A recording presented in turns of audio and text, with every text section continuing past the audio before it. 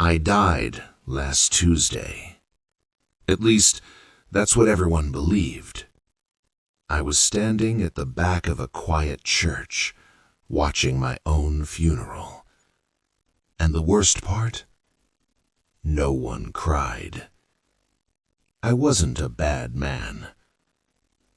For 30 years, I worked the same job, paid the bills, never cheated, never caused trouble.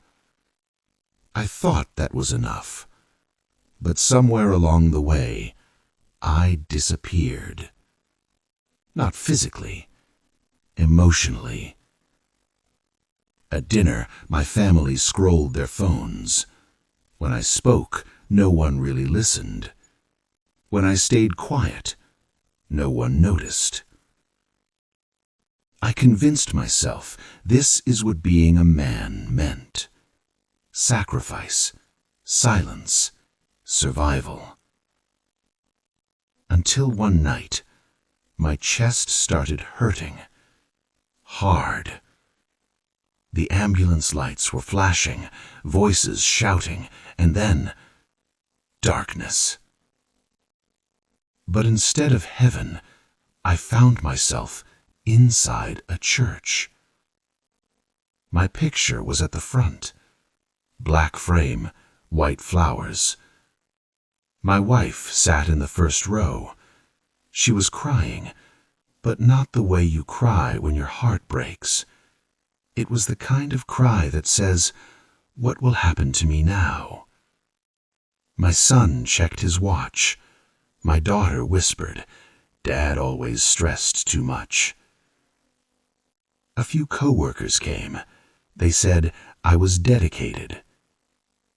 Dedicated. Not loved, not missed, just useful. I stood there screaming, "I'm right here." But no one heard me. And that's when it hit me. I had spent my whole life being needed, but never being known. Then suddenly, beep, beep, beep. Hospital ceiling, bright white lights. A doctor said, "You had a mild heart attack. You're lucky." Lucky. I didn't feel lucky. I felt exposed. Because I had just seen the truth. If I died that night, nothing emotional would collapse. Only routine would collapse.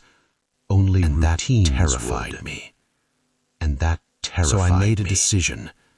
If I was still breathing, I was going to live differently. I was going to live differently. I stopped saying yes to everything. I joined an art class I always postponed. I joined an art class I always postponed. Every morning. I told my family every morning how I actually felt. I told my family how I actually felt. They were confused. At first, they were confused. Then, something unexpected happened. Then, something unexpected happened.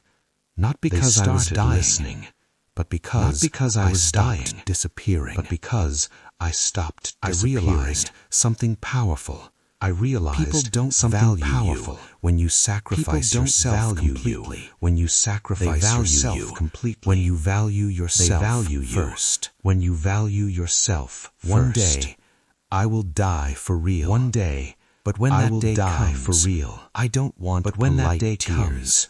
I don't want real polite tears. I don't want people missing what I provided. I don't want people missing what I provided. Who I was. I want them missing who I was. If you're listening to this, and you feel invisible, don't wait for a hospital bed to wake you up. Don't wait for a hospital bed to wake you up. Don't attend your own funeral in your imagination. Don't attend your own funeral in your imagination. To realize you never truly lived.